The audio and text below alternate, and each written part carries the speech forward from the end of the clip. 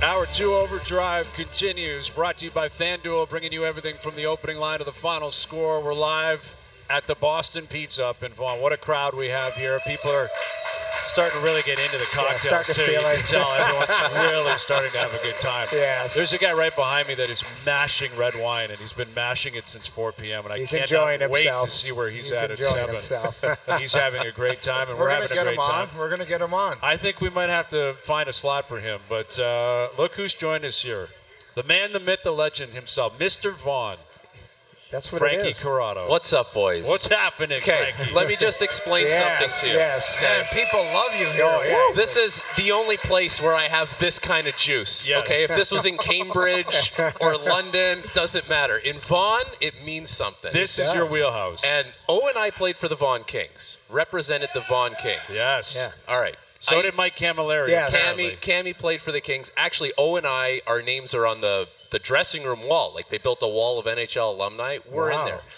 Used to play for the Marlies, and it's like, you know, older people, they move down to Florida. It's inevitable. At some point, if you're Italian, you play for the Vaughn Kings. Right. Whether you There played you for go. the Red Wings, the Marlies, at some point, you end up playing for the Vaughn Kings. You have to play for the Vaughn Yeah, Kings. that's the way it works. It's the first thing I noticed. We're doing it here. This is our home Boston Pizza, too. I come here every Friday That's right. to pick up stuff. But we're having every Italian on this show. Oh, yeah. From Frankie to, what, Camilleri, and then Petrillo. Andy Petrillo. Yeah. That's what it is. If all you're Italian, you're welcome there you go. on this show right now. Love it. Whenever do you it. want to hang around. There's Bruno, your boy Bruno. He wants to get on, too. Bruno's fired up. Yeah, Bruno's excited. That's cool, though, man. You don't see, I didn't know that they had the nameplates up. What's Yeah. the name of that rink now? Because it used to be a so the beat-down one, barn, the one Kings down used to here, play at. we They've upgraded. They used to be Yeah. the double rinks, man. no double rinks. right That- there on Chain Street. Dude, was it a dump? Oh, it was the worst It barn was in the GTHL. It was a dump 20 years ago, and it's still going. It had the old double seaters in there. People would be putting pens on those. They would be putting. Dude, there was one rink at double rinks where there would be cracks in the ice, and you're like, "There's a good chance I'm going through tonight." Right, exactly. Yeah, no, but I love the character rinks in the city, man. Like my daughter's playing. We're playing at Angela James Arena, which is the old Flemington rink. Nice. And we're there in like a month and a half, and I'm like, I have not been in that rink in 30 Dude, years. I do it all the time. You do a drive-by and you see an arena and you're like, oh, my God, I played there. Remember when I that was a rink? kid. Yeah. Dude, Remember if you're that on rink? the 401, you drive by Pine Point Arena, and you're like, I can smell that place from here. Well, that was George Bell because the stockyards. Right, yeah. Like if you go to George Bell, and I think it's still around, the stockyards are there, and the smell, like you would be driving terrible. down St. Clair, and you're like, man, we're playing the Marlies tonight. It's a big game. They're a really good team. You're gonna get and I'm going to waxed. pass out. I might pass out. Like it smells so bad around Why, that this was the rink. Marlies' home rink? That's where the Marlies would play, yeah. Wow. Like that was like Spezza's team. Like that was my age group, and they were rock And stars. dude, if you're on, you were on the Sens, right? Yeah. Like, there's a chance you're losing that game 10-rip. You're in trouble. Like if Spezza was dancing, you're like, this is going to be a tough one tonight. Yeah. But it's good to see you, Frankie. And the Leafs, I guess from the outside looking in on their game tonight against Vegas, it appears to be a tough one for them because Matthews is still out. Now Max Domi's on the IR. David Camp is on the IR. So 3 of your 4 centers are out of the lineup. Ryan Reeves is suspended, so he's not playing.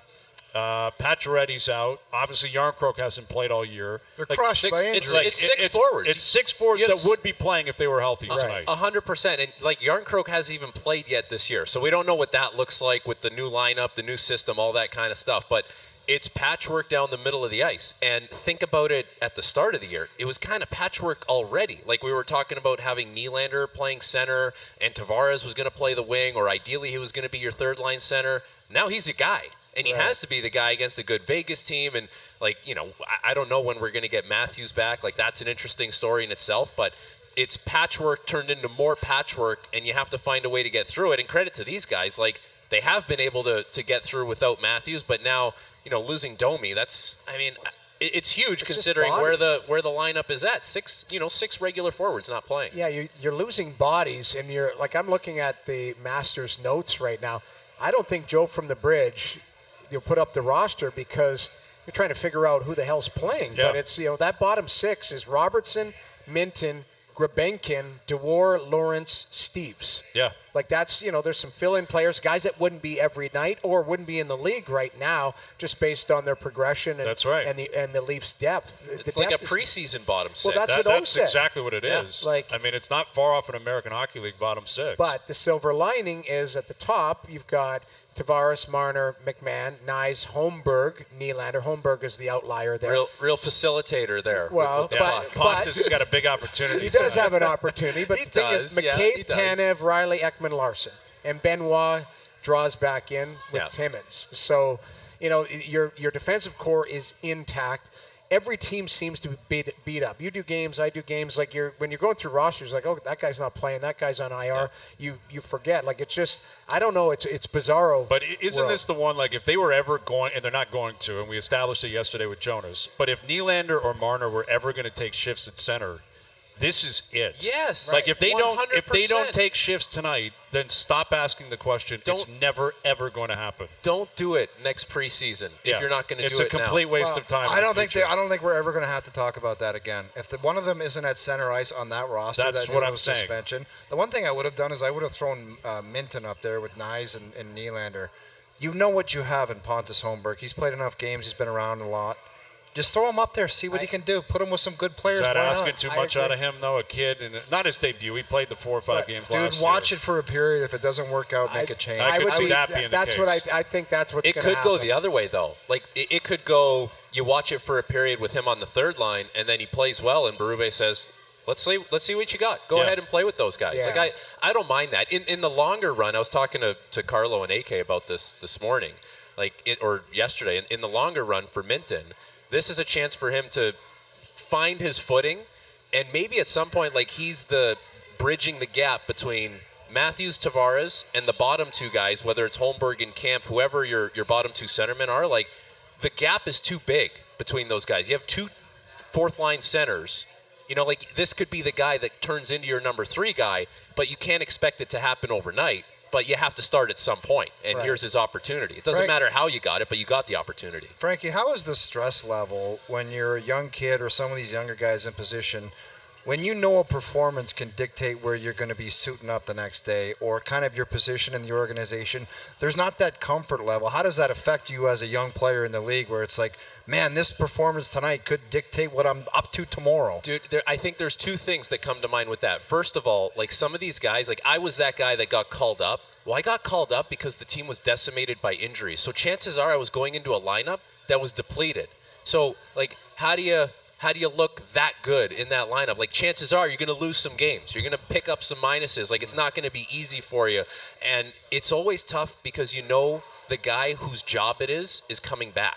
Like, realistically, Right. if you're called up, you would have to play so lights out for them to say, you know what, actually, we're good with who we got. Like, I think he's stolen your job. Like, the job kind of gets won almost by default sometimes in the summer, but then into training camp. Yeah. So, like, it's so, you're fighting such an uphill battle if you're one of these young guys who's getting called up, because the lineup is what it is. It's a skeleton roster, and you're not taking someone's job unless you play real lights out. So our focus is on these young guys, Minten and Grebenkin, and that.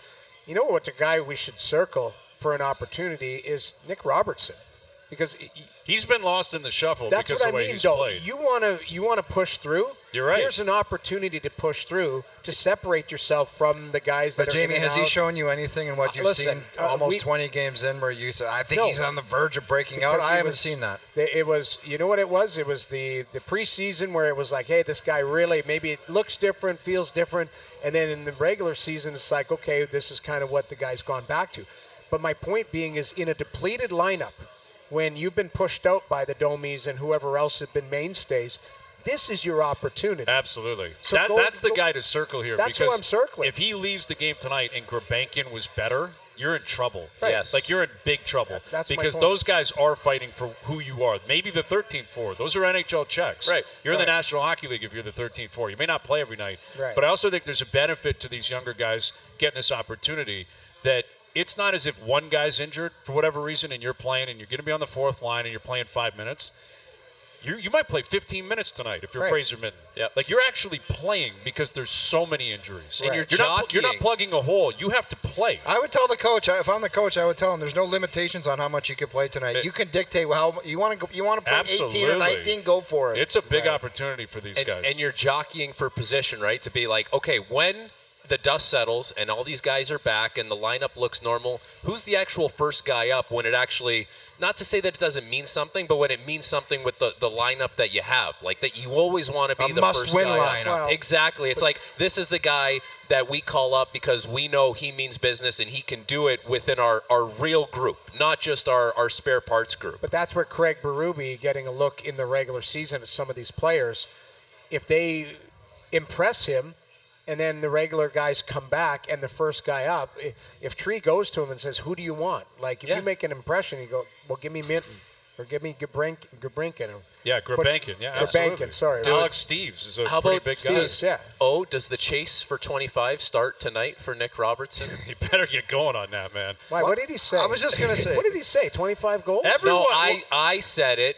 and then MJ said it, and O wanted to probably strangle us for saying No, in it. training camp, these guys, they slotted him in, and like, that guy's getting 25. I was like, okay. yeah. It's a good number. It is a good number. But it seems like nowadays where it's like, if you don't have success, I'm talking about mostly Nick Robertson, he goes out there and he's not producing. In the past, it would that guy would disappear somewhere. He wouldn't be playing. Now they just seem to be around. Like he has to keep going in and out of the lineup. It's like, when is he actually going to do something? Yeah. It better be tonight. Exactly. And if it's not tonight, like you've got opportunities probably in the next week and a half because what I'm guys saying. are injured. Yeah. But this is it. Like we talk about U.S. Thanksgiving, you're going to get 20, 25 games. If you're still standing on one goal and not bringing much else to the table, you cannot complain that you weren't given an opportunity. 100%. Nick Robertson has been given an opportunity, and he has not taken not a lot of advantage power it. play time, not a lot of special But you're teams, not getting that all the time. I know, We had but- Doug Gilmour in here. Doug Gilmour's in the Hall of Fame. He's like, they didn't even look at me for offense for First 3 3 years in my years. league. Yeah, but I wasn't allowed to play on the power play. I wasn't doing anything. That's Doug Gilmour. Every team has a second power play unit, and some second power play units actually score goals. And actually, they've spread them out this year at times where it was a little more balanced. So you no can't second power play unit has got more of an opportunity than this you year. can't say it's been In 12 years seconds. in years past it has been, Yeah. but not this year. Not this year. Frankie Corrado with us. We're at the Boston Pizza here in Vaughn. Craig Button, TSN, unveiling their annual Core 4 list, like the under 24 Core saw 4. that. The Leafs are ranked 17 on Craig's list, which I actually think is pretty good for them, considering how many picks they've traded away. And obviously Easton Cowan's at the top of that. Matthew Nyes is still under the age of 24. But the Habs are at number 1. Craig's got the Habs at number 1. Cole Caulfield is still 23, so he applies. Demidov, who's lighting up the K as a young kid. That kid looks really good. Very good. Really good. Slavkovsky's on that list. Hudson's on that list. They've got a long list of players who are still under the age of 24. Reinbacher, who's hurt. Caden Gooley, Mayu's on it. Yeah. Craig's got Mayu ranked as their 9th best prospect, and he's doing a lot of he's putting up big numbers in Laval right now. Right. That kid. You cover them pretty closely. Yeah. How do you balance that with the Habs, where the season is they're going to finish bottom 5 in the league? I think. I think that's where it's going. It's trending that way. Yeah. The thing with this, under 24. Think about how many guys you just rattled off. Like, they just have so many guys that are in that age vicinity, and they've picked high. So, you're going to have quality guys. So it makes sense that you're number 1. That's great. How do you turn, the number 1 prospect pool, according to Craig and TSN, into NHL success? That's the next step the for them. transition. But they're all not going to be on your team one day. How do you translate? They've already started moving the guy. They had to move Jordan Harris last year. Right. That's the thing. You've got to choose who you want and move away from those other guys to get some live bodies in that are in that next level. You talk about 24. You need 24 to 28-year-olds to help that group grow. Yes. That's where they've got to bring in, because now you've got Gallagher and Anderson and Armia. Those guys are on the next tier. That's the next step. That's the next step. People talk about the rebuild. I don't necessarily think the teardown is done yet with Montreal, because there's some money that's going to come off this year. Armia's coming off, Dvorak's coming off, Savard's coming off. So now, all of a sudden, was that $12 to $15 million? A lot of money. Right.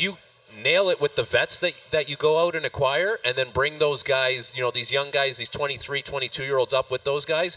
Now you're talking, but it's easier said than done. And then you also need Kirby Dach to look better than he has coming off the ACL. Alex Newhook, that guy, he needs to turn into a guy, or more than just a guy. Yeah. I liked him originally, and then now he's kind of faded back into. Well, you sniff out why Colorado said thank you, but no thank you. Right.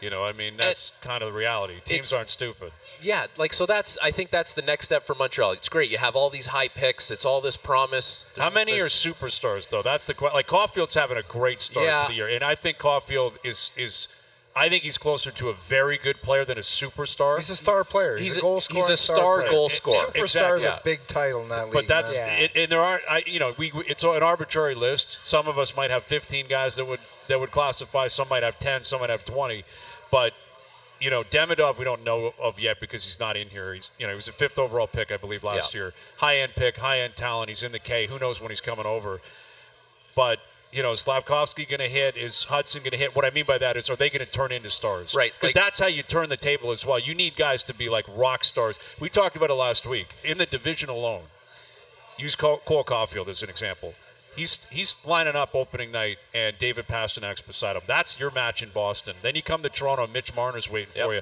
Then you go to Tampa, and Nikita Kucherov's waiting for you. Can you beat any of those guys? And then Matthew Tkachuk. And then Tkachuk's waiting for you down the road. Like, that's just one guy at one position. And it's not only Montreal. Ottawa's got to do that, and Buffalo's got to do that, and Detroit's got to do that. And I know it's a team game, and you need depth, and you need coaching, and you need goaltending. But you need superstars too. And if the other teams in your division have them, and a lot of these teams do, you get a match. And that's part of the reason why we haven't seen these other teams move up the ladder in the Atlantic. It's like, even Boston, who struggled and just had to fire their coach, they're still in a playoff spot. They're still ahead of these guys. Right? And think about the expectations there. It's like they're so disappointed with everything that has happened. And if you looked at that, like the last game they played against Columbus, if you looked at that box score in the game sheet for Boston, the average hockey fan looks at that and says, there's 6 guys I never heard of on this team. Mm-hmm. But you have a superstar in Pasternak and Marchand and Charlie McAvoy, and you're not in a terrible spot. You can still salvage the season. Like Charlie McAvoy was talking about that today. It's 62 games left. Like, we can still salvage something. Like, you always have that. And I think with the Canadiens, there's not like it depends where your tier ends of superstars in the league. Like, if you go, through 10 through 15 in the NHL, whoever's in that category for you, whether it's, Crosby, Point, Rantanen would be higher, but they don't have that tier of player.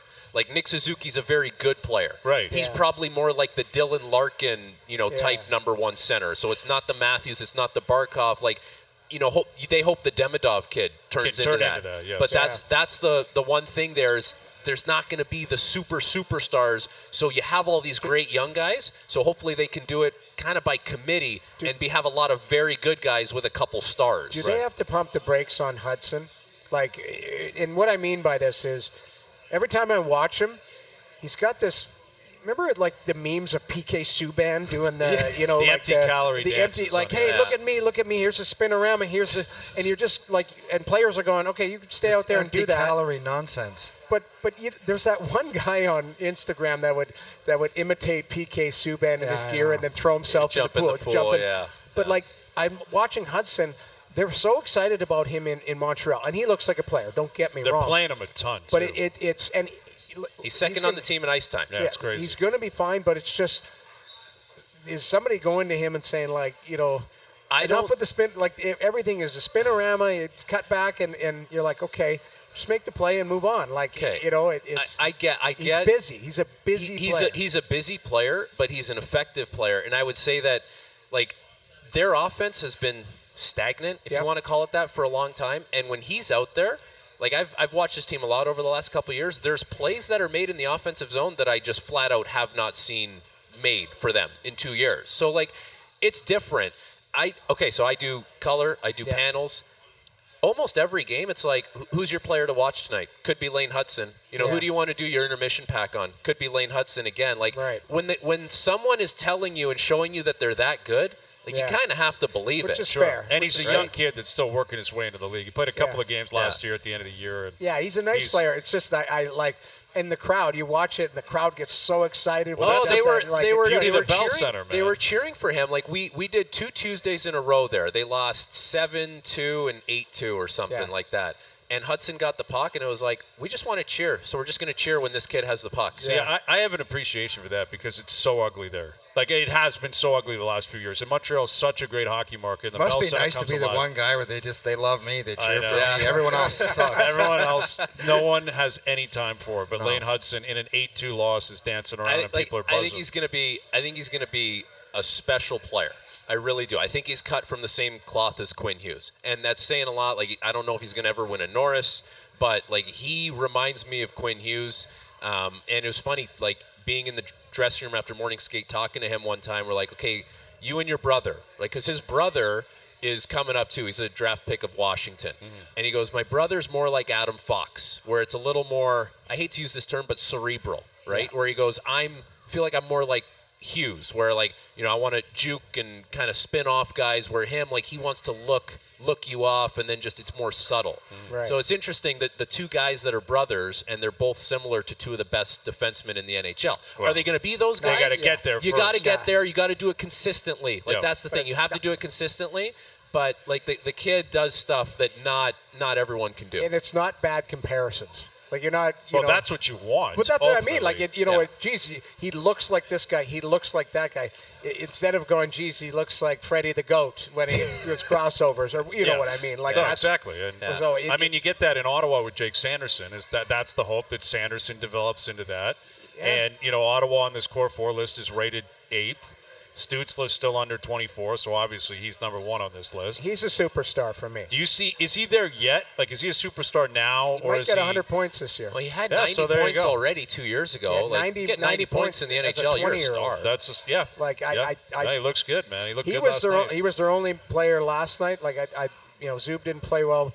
Sanderson, I think, takes the puck, like, away from the puck. He focuses on it so much. Like, he's a young guy that has really good maturity away from the puck. Usually it takes young guys a while to learn to play away from it. He's got that maturity. Now it's just developing his offensive game. But they're 8th, you said? Yeah, Who else they're do at you 8. have on They that have list? Stutzler, Sanderson, the Yakimchuk kid that Yeah, they sent he's back, in- Carter Yakimchuk, yeah, they sent he's in back to Calgary. Calgary. He's And nice. Ridley Gregg is still only 22. So Gregg's on that list at number 4, who's already playing in the league. It was So- like watching the game last night, and Yeah. you were down there, you did it.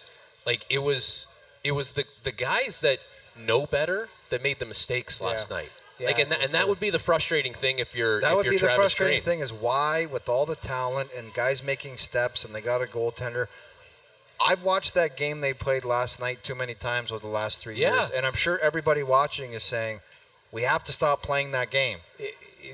That's the inconsistency of but that. can they do if they, that? You know, the game they played against Boston and the game they played against Toronto, they've got to get a lot more consistent closer to that than the game that you saw last night. And I don't know, you know, I think it's maturity. I think it's, you know, drive, all of that, like everything that comes with it. But the thing is you've got to give yourself an opportunity here. Again, if you want a standings watch, you can't have, this is their first time they've lost 3 in a row. They're 0-2-1 in this last 3. You can't go 0-3-1. Like, you can't go 0-5-1. Gotta beat Vegas tomorrow You've got night. it. Like, Okay, Vegas is a must-win for them tomorrow. And Vegas is coming off it's going to be a back-to-back. Yeah. Jeff, let me ask you something. Like, I was never in the leadership meetings with the veteran guys, you know what I mean? But like, at some point, do guys, if you're in a situation like that, don't you just say, like, guys, aren't we sick about talking about this every time? Dude, that was like, one of my classic meetings. like, Aren't we don't sick we- of the coach coming in here and doing How this many and times treating does us he like have to do children? this? I know. That was the motivation. Aren't we sick of getting on a plane as grown men and not being able to watch a movie because we stink on the ice? Right. Listening to the coach yell all the time, that was my motivation. Yeah. Because who needs it? Like, Nowadays- that's the thing. Like, Travis Green, he can go in there and he can yell and scream. He can show them all the video. It's the same guys doing the same things inconsistently. Don't they just get together and say, guys, like, enough's enough? And especially if being veteran guys or the guys that shouldn't be doing it, what the hell else are you going to do? Last night, the guys, so Nick Cousins is a guy they brought in, Amadio, David Perron, who's come back obviously off a personal thing. Like, those are the guys they brought in who have cups to help Giroux, to help. And those were the guys making mistakes. Like that's the thing. Like, so it'll be interesting to see what they do tomorrow, because again, you can't lose ground. You're kind of lumped into that. You group. gotta keep get up. in there. You gotta keep up. And listen, they were in tough last night because the big boys from Edmonton showed up, and you start looking at it. McDavid's up to 24 points on the season, and he's 10 back of McKinnon. Like for fun. That's the thing. Like now all of a sudden it's okay, point night. He had 3 again last night. Draisaitl had 3. We had Dougie Gilmour in here, and I asked him, "Can you shadow in today's game?" And I was laughing to myself last night because Ridley Gregg into the defensive zone. McDavid did a little button hook, and Gregg was shadowing him, and he got the puck, and McDavid just took off like a rocket, and Gregg just passed him off. It's like there's no chance. I can't keep up with that. Passed him off to the D, and McDavid just blew into the zone, and like that's what it was unbelievable to watch. Like he was dancing last night. Did this guy go to Munich when he had his ankle injury? Because he's flying. It looks like more than ever. Well, like he had an ankle injury that the whole world was aware of. Now he's faster than he ever was. And now he is flying. Well, every single night. If you go to Germany for treatment, obviously you mean business. Like McCaffrey was there. Yeah, exactly. Year, right? And he returned. Christian Yes. McCaffrey is back playing, but it took him a while. Yeah. But yeah, no, it's serious business. Like if you're going to Munich, Germany, obviously there's someone over there that's going to hopefully put you in a good position to get back on track. Yeah, but it's interesting now with Edmonton. Like the big boys were paired together last night, right? McDavid and Draisaitl. Yeah. They get nothing. They get nothing from other guys right now in that lineup. Like the Podkolzin kid, who's former 10th or 12th overall pick. Yeah, he works hard. If he heavy. Had any hands, he would be like he's if there. He could finish. If he could finish, he would be. But you could say right now, Zach Hyman, if he could finish, there's a lot of guys that you could say that about. Game. I think Hyman's hurt. I don't think he didn't finish the game. He came out of the game last night. Well, we were talking about it yesterday that like he's putting himself at risk for this Four Nations face-off now. Okay, unless it's just a lock, Hyman's playing with McDavid and we're not thinking about it. If he's hurt, that's different. But I disagree with that. I've heard that the last little while. You know why? Because you're not counting on Zach Hyman to be a goal scorer on that team. You're counting on him to be the best forechecker in that tournament, which he can be. Okay, then just name him as one of the 6 guys then. Right, but that's... Well, why 6? Or just name him, put him as on the team if he's already on the team. Just where do you draw the line on the formalities? Like that's because of who he plays with. Let's not pretend like if Hyman's not playing with McDavid, he's just forechecking for Sid down the lineup. Well, what if that's not true? He's on. If he's on the team, he's on. Now he would play on your checking line, on a third line checking line. That would be very effective, would it not? I mean, but we talked about it yesterday. Is he going to take a position of a guy like Reinhart in Florida? Is he going to take a job? I don't think he takes Reinhart's position. I think he takes Brad Marchand's spot. Or he takes, have we talked Brad's about automatically on the team for the Four Nations face-off? Marchand's already been announced. But what I'm saying is like if you today said, "Give me Marchand or Hyman." I mean, neither guy's playing that great. By the way, is it an option to name a guy as one of the first guys in the summer and then say, by the way, no, it's not. It's not an option. He's got to stay on the team. They're on the team. It's a made-up tournament. They can do whatever the hell they want. I understand that. But, you're not going to go to Brad Marchand and say, actually, sorry about that. You've been brutal. You're out. That would be? That would be shocking. I think a lot of Leaf fans would love to see that happen, actually. Yeah. Like, just to completely embarrass Marchand. Be like, you have been brutal. We rescind the pick. Yeah, You're I mean, out. listen, the guy knows how to win. And but that's the difference. And it's not that Hyman doesn't. It's just like, for me, Hyman has been connected to McDavid, which I can reason with that. But if he's not playing at his best, and you get to a point like we talked about it yesterday, what if you look at it like you're John Cooper and you say, I could put a top line of Sam Reinhart, who might be the best goal scorer in the world right now, or close to it. Good defensive player, too. Winner, defensive player. Mitch Marner, McDavid, Reinhart. Like, you could put together that line. What are you doing with Hyman if he's not playing with McDavid? To his point, who's going to get the puck? That's the thing. That's my only thing. But what I'm saying about Hyman is, if he's playing on your third or fourth line, he's a forechecking, crash and bang. He's not going to hurt you, which is not wrong. Right. It's not wrong. But I guess my point is, there's probably other guys that could also apply to. So where do you draw the line? Right. Where do you get to a point where you say, well, that guy also is a good forechecker, but we're not putting Tom Wilson on the team. Yeah. Well, or we're not putting Wilson, Dylan Strome, or whatever it is. Well, and that depends. Like, do you have an appetite for having like a real identity line? And maybe there's a guy that's off the board that ends up on that team, right? Like you mentioned, Tom Wilson. Hockey Canada, like World Juniors, every year, it's like there's a couple guys that make the team that they're not the biggest superstar point guys, but They're tough to They're play against. 19, 20, and they know how to play. Yeah. We should do an overdrive. One player that is off the board that we believe could make that team. Okay. That's something maybe like, I don't know, next week or whatever. Could do it. Why don't we hit a break? We can come back with a list. Do a little role play. You want to stick around for role play, Frankie? You Fans want it. They want it. The Fans people want me to stick around. They want Frankie to stick around. That's what they're calling I'll stick for. around. Frankie's sticking around for one more. Role play level of concern coming up. We got Mike Camilleri going to join us. Andy Petrillo coming up. Our best bet still to come as well. We're live at Boston Pizza in Vaughn. Overdrive continues. TSN 1050 and on TSN 4. You can never ask me to stop drinking. Do you understand? I do. I really do. All right, role play level of concern live from Boston Pizza. I love Perfect it. place for it. It's the perfect place for We it. can just pick Hey, any what's one of going the on there? people lined up at the Look at this bar. guy here. look at this kid up on TV. Look at that kid Got a up Vaughn there. Rangers hat. See, local hockey player. There it is. Yeah, Get That's out of there. Quinn McLennan running the show. He's going to probably hit the wrong switch and take us off exactly. the air. I hope not. Eject button. I love it. Role play level concern brought to you by Boston Pizza's new game day menu. Stop by your local BP for $7 touchdown pints, shareables for the whole crew, and weekly prizing up for grabs. Football game days are better at your local BP. All right, Frankie, you're sticking around for role play level of concern. We all know how to play this game. Yeah. You know what, Frankie? Why don't we start with you on something on the fly? Okay. Yeah, All right. fire it up. Okay. We don't have to name any player in particular. Okay. Okay. You're someone that plays for Canada or thinks that you have the opportunity to play for Canada, but you're not off to a great start. Mm-hmm. What is your level of concern? There are enough players behind you pushing for your job that could push you out of that spot you thought you had. We got to play it, right? Are we playing it? We got to play it. Let's play Let's it. play it. There it is. Never ask me to stop drinking. Nick Cage at Boston Pizza. That's Whoever thought a we'd see the day? dangerous man. Dangerous game. First of all, there's plenty of great players that are Canadian that have a chance to play on this team, and everyone does the mock roster, right? Like, that doesn't mean that those are the players and how it's going to be constructed. And there's some guys that have been on those rosters that haven't gotten off to great starts. Like Connor Bedard has been one of those guys. Wyatt Johnston has been, quieter this year. So, like, they're, if you're going to go, and I know because we're naming the roster so far in advance, like, it's hard to kind of project who's going to be playing well at that time.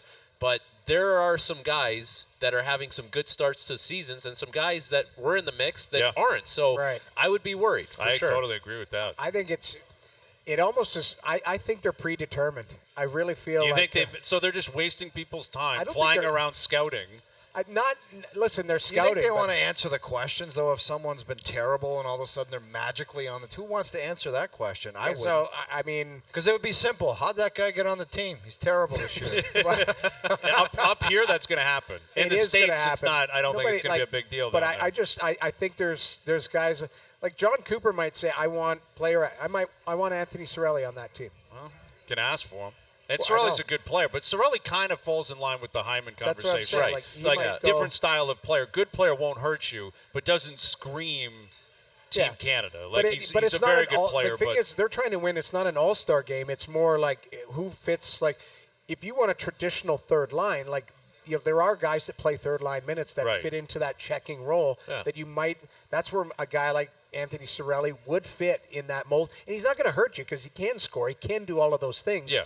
And they're lucky. They have that depth up here. and Cooper trusts him too. Yes. That's the other thing. It's And he's a winner. He has won before. he's one like that's a guy for me that I would look at just because There would I be love some him as a sniffing player. around. I'd sniff on Tony Cirelli. I agree. One more quickly, Frankie. What's your level of concern you might lose a finger if you try to grab a pizza slice right now? Because Noodles has been eyeing that. That's your Well, go-to you don't pizza put it here there. at It's not Boston a prop. Pizza. It's a prop. You don't sit there and just I'm starving. I haven't eaten. And I'm they're watching like, you can't stare at touch that it. pizza and He salivating. You're so horny He for walked it. in the door over there. He goes, "Oh, my pizza's here." I know. You're outside talking to your kids. You're like, get out of here. Scram, my pizza's here. No, I'm actually sitting on my hands. Yeah. Yeah. Frankie Might might lose lose a a finger. limb trying to get after those pizzas because and you're actually very restrained. Can't do it. You're No. doing a very good job. You I know can't the do it. next commercial, though, you're going to face I plant am right into that pizza. absolutely going from the top deck. See, do you remember right the in. days though when they bring the pizza in, and you leave it. You couldn't leave it outside the studio, or it would just be a gong show. That still exists, man. Now that we're kind of get back into the swing of things, there's a lot of people at TSN again, like working on a daily basis. Yeah. You put pizza like this outside of our studio, it's gone within. Dude, that's the Bermuda 30 Triangle. seconds.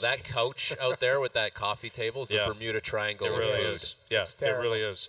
All right, you're playing the role of Don Sweeney, the GM of the Boston Bruins. What is your level of concern? This new coach bump won't happen, and your team is in serious trouble. I'm Stevie Caldwell on that. I'm A Stevie. couple of whiskeys and 5 or 6 beers. Yeah. Everybody in here is familiar with that routine. Absolutely. I don't know what Joe Sacco is going to bring to the table. A lot of times the assistant coach, and that's why I find it weird. You look at that organization, the coach that was there, to really go from our buddy Jimmy Montgomery to the assistant. I don't know. I don't make that play unless there's some like great coach I think is waiting in the wings, waiting to come in. Maybe Joel Quenneville or something like that. But to go to the assistant, I don't know how to expect a big coach bump. It's got some Robert Saleh vibes, like both bald guys. Both teams not off to a great start, right? Who's Aaron Rodgers on that team? That's a good. I don't know, man. Is Brad Marchand into ayahuasca? Yeah. Someone's got to be into ayahuasca down in The Boston. only thing he's got going for him, it might just wake them up and say, guys, come, like enough. Like now, That's what now they're banking on. Now is Yeah, you enough have is to bank enough on because that. the Yeah. coach is fired and it's for real, and you wake up and it's a miserable feeling going to the rink, knowing that your performance got the coach fired, basically. Yeah, 'cause I from get the the impression- goaltender on out, that's not been good enough. I get the impression they like Jim Montgomery. Like he was a player. He played in the league. I He's think he been was around. a player's coach. This is the other thing too, is this is their bullet, because a lot of people in Boston are saying that's roster construction. That's not coaching. Right. So if you're Don Sweeney and Seabass, then you think that you've built a team that should be a playoff contender or should be a team that can go deep in the playoffs, and you have that start. Okay, you can bullet the You coach. can weather the storm. Well, he tossed still. that out there today too. He's like, other changes are coming across the board as well if this doesn't work. What are you going to do? What What does that changes? mean? You signed a first-line center who's not a first-line center, and you gave him term and money. Yeah. That's one problem. The other problem is you've relied on good goaltending to mask some of the deficiencies there, and your goalie can't play this year. Yeah. So what do you got? You got a first-line center who shouldn't be playing that, and you got a goalie that's not good enough right now, and you're paying him a ton of money. Down the road, Yeah. I'm not worried about Swayman. He's a good goalie, but like right now, Yeah, his play numbers better. are. It's- They're not very good. This whole league is about top players playing to their capabilities. Yeah, and the goalie playing well enough. Well, if the goalie is a top Yeah. player, you're right. Yeah. All right, Noodles, you're playing the role of the Toronto Marlies. What is your level of concern? Fraser Minten is going to stay with the Leafs long term and take advantage of this opportunity.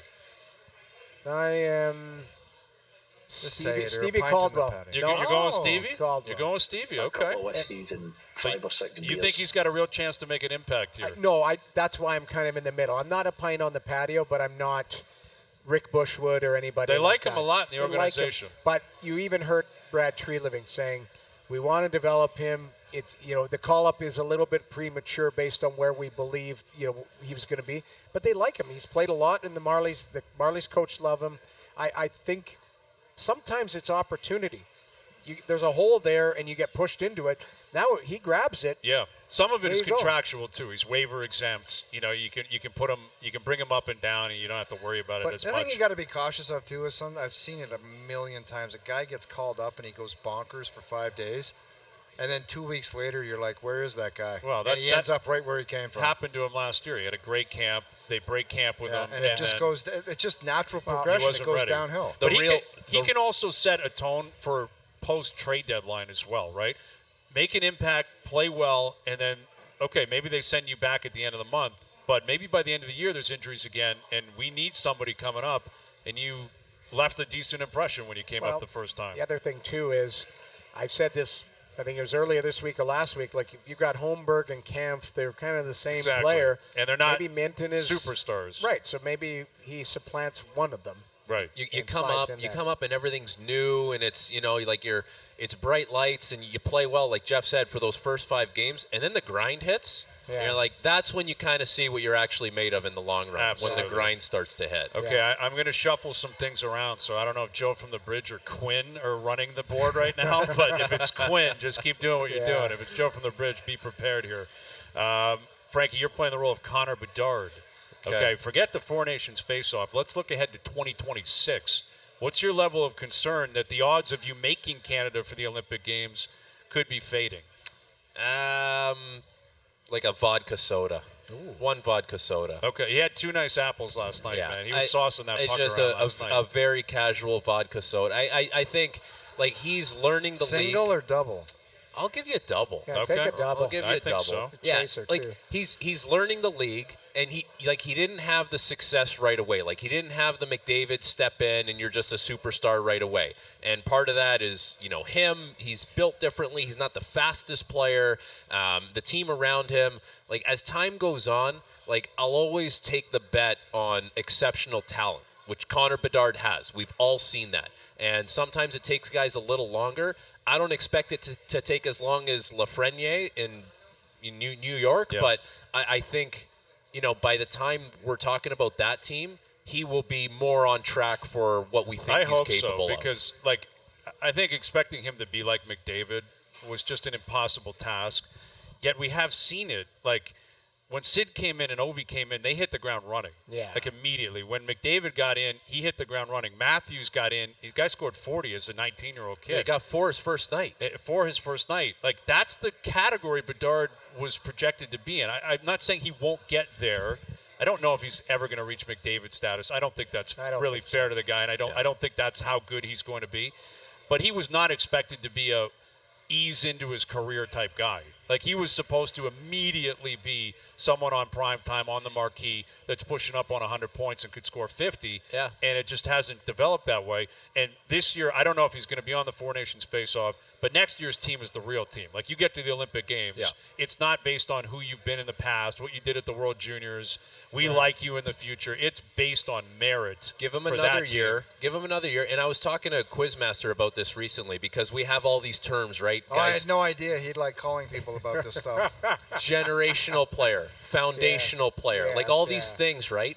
And it feels like we almost have to recalibrate all these guys coming out of the CHL because guys throw up 100 points and it's like there's a dime a dozen of those guys doing that because Bedard was getting 200 points. He wasn't know. getting And his 100. World Junior was goofy. I man. know, but it's almost, I don't know, I feel like there needs to be a recalibration of what is a generational player based on the fact that, like, these guys are all so skilled now, and these leagues tend to, like, not play as strong defensively as they used to. And I had a coach tell me the one thing, the knock on Connor Bedard, and it's not really a knock, it's just he has to learn.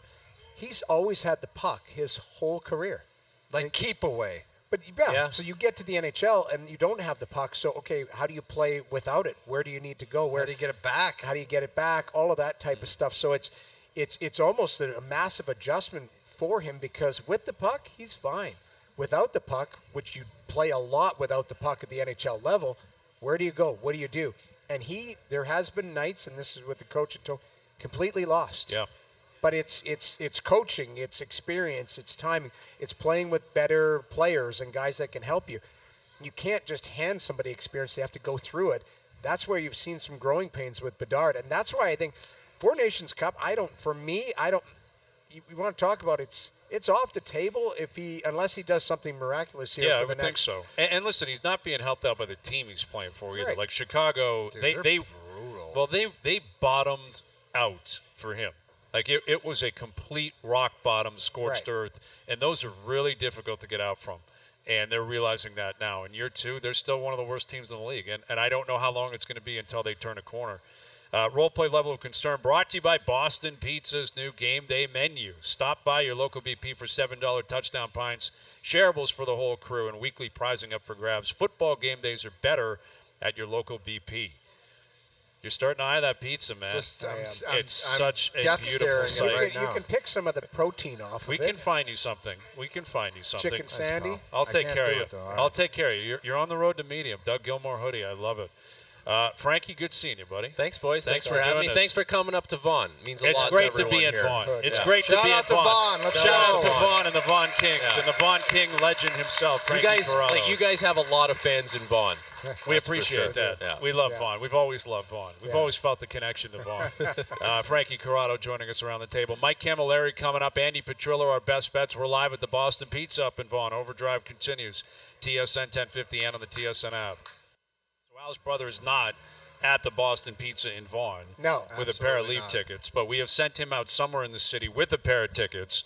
And obviously, you have to guess where he's hiding for your chance to win them. Do you guys want to hear the third clue of the week? Yes. Because I got it's a feeling this is going to be a doozy, and it's going to give it away. very mysterious through two clues. Nobody Really? has an idea where Al's brother is. They've taken a lot of criticism. That's why. They have taken a lot of heat from We us. guessed Stouffville yesterday. Yeah. Unionville. I don't know where he is. Let's get to the third clue of the week with Al's brother. Hey, OD fans, it's Wednesday. It's time to get you one step closer to finding out where is Al's brother. And let me tell you, while I'm here, I might just stop in for some handmade noodles to seize the appetite. Okay, handmade noodles to seize the That's a appetite. terrible clue. This What is. the hell is he talking Yeah. about? I have actually no idea where this guy is now. Well, now it's gotten to a point where it's going to go handmade over the noodles. top, and no one's going to guess, and no one's going to get the tickets now. I'm telling you, just Google handmade noodles in Unionville. Unionville's more north, I think. I don't think that it could be Unionville, I guess. But then it anyway. screams Italian, which could be Woodbridge, Vaughan area. No, or what was It the could be, other? but that's north, man. I don't think so. Anyway, tune in tomorrow to find out another clue. The first caller through on Friday with the correct location will win a pair of tickets to see the Leafs take on the Hockey Club. The Hockey Club of Utah making their Their inaugural. jerseys are great. They though. are great jerseys. They're both of them. They're home and away. It's actually like brilliant color schemes, the whole nine. They are. Fine Al's brother, brought to you by McAlpine Ford in Aurora. Our family, the Ford family, and you. Full details at tsn1050.ca.